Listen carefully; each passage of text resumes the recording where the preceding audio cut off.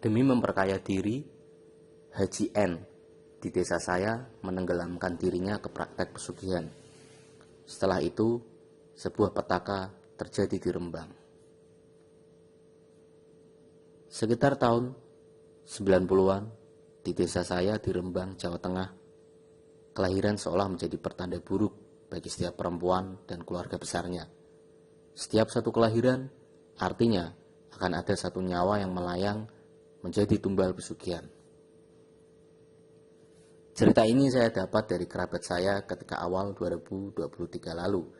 Dia membuat gempar satu RT karena mengaku nyaris dimangsa gerandong pesugihan Haji N. Haji N yang baru saja pindah rumah di salah satu tanah kosong di ujung desa saya di Rembang mengundang beberapa kenalan untuk syukuran di rumah barunya tersebut. Tak terkecuali kerabat saya. Sepulang dari syukuran, kerabat saya yang tergiur dengan nasi berkata dari Haji N langsung menyantapnya tanpa berpikir macam-macam. Lagi pula pikirnya, cerita soal kekejian Haji N adalah cerita yang tertinggal puluhan tahun lampau.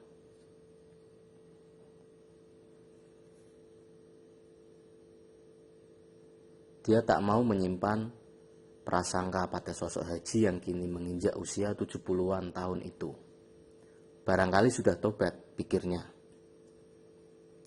Namun malam itu juga, usai makan nasi berkatan dari Haji N, kerabat saya didatangi oleh sosok hitam berbadan besar dengan taring dan kuku panjang. Sosok hitam itu nyaris menerkam kerabat saya. Beruntungnya, dia tertolong oleh Raja dalam tasbih yang sering dibawa kemana-mana. Ketika menceritakan kejadian itu pada tetangga dan kerabat-kerabat yang lain, baru dia tahu bahwa kuat dugaan Haji N masih melakukan praktik pesugihan. Makanya, para tamu undangan di acara syukuran Haji N tak satu pun yang memakan nasi berkatnya. Semua dibuang. Puluhan tahun berlalu dan ternyata Haji N masih mencari korban.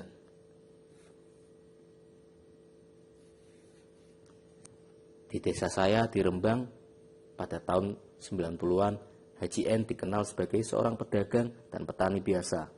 Tidak terlalu miskin, tapi masih jauh dari kata kaya. Sampai suatu ketika, tanpa banyak disadari oleh orang-orang di sekitarnya, Haji N mendadak menjadi sosok tajir dan disegani. Satu demi satu, dalam tempo yang relatif singkat, dia mulai bisa membangun rumah yang megah, membeli mobil, hingga berangkat ke tanah suci. Awalnya tentu tak banyak yang menaruh rasa curiga. Banyak warga desa yang mengira bahwa yang dicapai oleh Haji N adalah hasil dari jerih payah sendiri. Apalagi memang saat itu Haji N terlihat sangat serius untuk memperbesar tokonya. Dia bahkan merekrut salah seorang pemuda desa untuk menjadi pekerja. Hingga akhirnya kejanggalan-kejanggalan mengiringi sosok Haji N.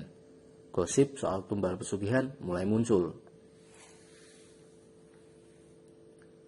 Sebelum kecurigaan tentang praktik pesugihan Haji N di desa saya di Rembang merebak, gelagat aneh seperti sudah ditunjukkan oleh Haji N dan istrinya. Istri Haji N tiba-tiba menjadi sangat rajin menjenguk ibu-ibu yang baru saja melahirkan. Padahal banyak di antara ibu-ibu itu tidak memiliki hubungan darah langsung dengan keluarga Haji N. Tetangga juga tidak.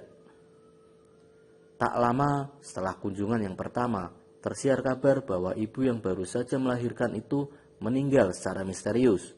Pihak keluarga mengaku bahwa setelah melahirkan, si ibu tersebut dalam keadaan sehat. Bahkan semalam sebelum meninggal, dia tidak menunjukkan tanda-tanda yang aneh. Namun, bukankah memang demikian hakikat kematian tidak bisa ditebak, bisa datang kapan saja dan dalam keadaan bagaimana saja. Sehingga orang-orang desa mewajarkan kematian si ibu tersebut. Awalnya memang belum ada kecurigaan tentang tumbal pesugihan. Hanya setelah kejadian itu, di desa saya malah terjadi tragedi kematian berantai di kalangan ibu-ibu. Ada tak kurang dari 10 perempuan meninggal setelah melahirkan. Dan seluruhnya terjadi tak lama setelah dijenguk oleh Haji N. Atas rentetan kematian massal itu, satu persatu warga mulai curiga terhadap Haji N dan tumbal pesugihan. Satu pertanyaan mengemuka. Entah kebetulan atau tidak, kenapa setiap yang habis melahirkan pasti meninggal setelah dijenguk istri Haji N? Meski kejanggalan-kejanggalan sudah mengarah pada Haji N, akan tetapi warga desa saya di Rembang jelas tak berani mengambil tindakan. Pasalnya, tak ada bukti konkret yang menunjukkan bahwa kematian massal yang terjadi adalah ulah dari praktek tumbal pesugihan Haji N. Mungkin karena merasa tak dicurigai, Haji N pun terus melancarkan aksinya, membuat daftar nama-nama perempuan desa yang baru atau yang hendak melahirkan.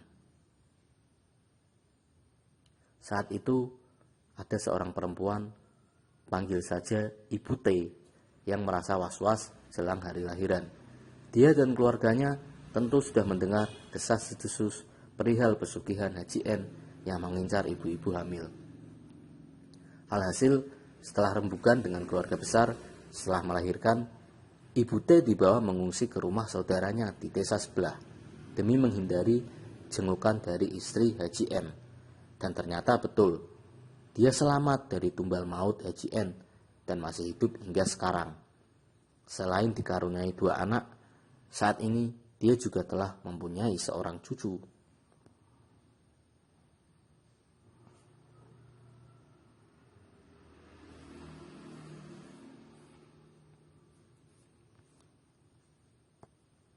Cara yang dipakai oleh Ibu T ternyata ditiru oleh banyak ibu-ibu lain. Sehingga di waktu-waktu berikutnya, Haji N seperti tak mendapat kesempatan untuk merenggut nyawa warga desa. Seandainya dia nekat menjenguk sampai ke desa-desa sebelah, malah akan semakin mencurigakan. Maka, karena tahu dirinya sudah dicurigai, Haji N pun sempat mengupayakan cara lain guna memberi makan pesugihannya. Kali itu dengan mengincar orang-orang sakit. Orang yang meninggal seolah-olah karena sakit pasti jauh lebih masuk akal, sehingga meminimalisir kecurigaan warga desa. Cara itu sempat beberapa kali dilancarkan Haji N dan berhasil. Beberapa kali menjenguk orang sakit, lalu orang-orang yang sakit itu pun meninggal. Akan tetapi, taktik tumbal pesugihan ini tak bertahan lama. Seorang tokoh agama di desa setempat menggagalkan ancaman pesugihan Haji N.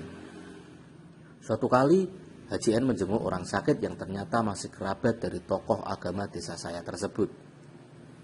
Ketika Haji N menjenguk, tokoh agama di desa saya mengaku melihat gerandong yang menjulur-julurkan lidah di atas teras rumah.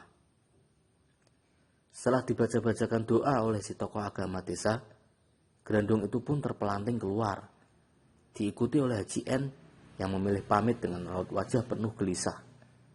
Sejak saat itu, kondisi desa sempat terasa sedikit lebih aman karena Haji N tak terlihat mencari tumbal pesugihan lagi. Hanya konon kabarnya, dia justru mencari tumbal dari luar desa dengan cara sengaja membuang beberapa lembar uang di jalanan. Bagi yang menemukannya, dia akan jadi santapan gerandong peliharaan Haji N. Selain itu, Haji N diisukan sengaja menjalin keakraban dengan orang-orang baru yang dia temui, tidak lain sebagai target mangsa baru. Seiring berjalannya waktu, kecurigaan warga desa kepada Haji N semakin menguat, terutama ketika Mbah D, teman dekat Haji N, secara ngelantur berkuar-kuar tentang cerita perjalanannya dengan Haji N ke sebuah gunung keramat. Entah apa nama dan di mana gunung tersebut. Mbah D tidak menyebutnya secara detail. Dalam lanturannya, dia hanya menyebut Gunung Keramat. Karena lebih dahulu merasakan kekayaan secara instan, Haji N berniat mengajak Mbah D untuk ikut dengannya agar bisa menjadi sosok kaya dan disegani. Maka ikutlah Mbah D tersebut dengan Haji N ke sebuah gunung keramat. Setelah melakukan ritual, Mbah D bermimpi didatangi sosok hitam basar dengan mengajukan tumbal pesugihan nyawa manusia, sekalipun dari anak cucu Mbah D sendiri.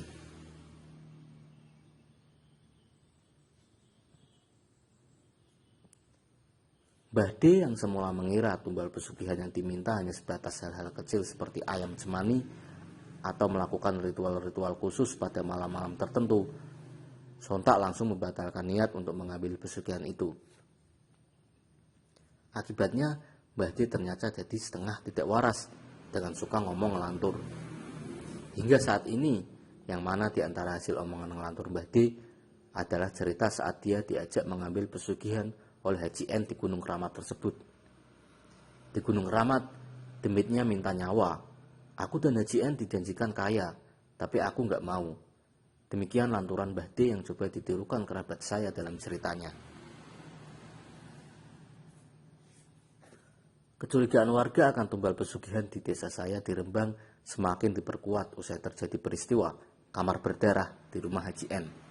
Adalah Kang P, pemuda desa pekerja di toko Haji N yang saya singgung di awal tulisan ini, yang harus meregang nyawa dengan cara sangat mengenaskan. Beberapa hari sebelum meninggal, Kang P bercerita pada keluarganya bahwa dia sempat melihat sesuatu yang mengerikan di kamar Haji N. Dia yang tengah memindahkan beberapa barang, mencium aroma anyir darah dari kamar Haji N. Pak Haji sendiri telah melarang siapa saja masuk ke kamar tersebut, tidak terkecuali Kang P. Tapi, karena terdorong rasa penasaran, Kang P nekat membuka kamar tersebut. Dia lantas terbelalak ketika melihat kamar Haji dipenuhi darah dan bulu-bulu hitam. Dia juga melihat sosok gerandong tengah berdiri menatapnya dengan penuh amarah. Setelah kejadian itu, meski tak cerita ke Haji N, namun Haji N menunjukkan sikap yang berbeda kepada Kang P. Dari yang semula ramah dan mengayomi menjadi sangat dingin. Suatu hari, Haji N meminta Kang P untuk pergi ke pasar membeli beberapa keperluan. Dan siapa nyana, belum juga sampai ke pasar, Kang P yang mengendarai motor tewas terlindas truk. Bertahun-tahun berlalu, aktivitas Haji N mencari tumbal pesugihan di desa saya memang tak semasif 3 tahun pertamanya. 1. Desas-desusnya dia telah menego ulang jenis tumbal yang akan dipersembahkan untuk si pesugihan. 2. Saat ini dia dicurigai memainkan cara halus. Misalnya, memberi jajan, uang, atau apa saja secara cuma-cuma kepada beberapa orang. Sayangnya, di kalangan warga desa saya, cara halus itu sama sekali tak mempan. Warga desa yang sudah menaruh kecurigaan sejak lama pasti akan membuang setiap pemberian dari Haji N, sehingga tak akan menjadi sasaran tumbal pesugihan. Demikianlah cerita tentang pesugihan gerandong. Cerita ini ditulis oleh Muhammad Ali Reza. Terima kasih Mas Muhammad Ali Reza yang telah bersedia untuk menceritakan kisah ini.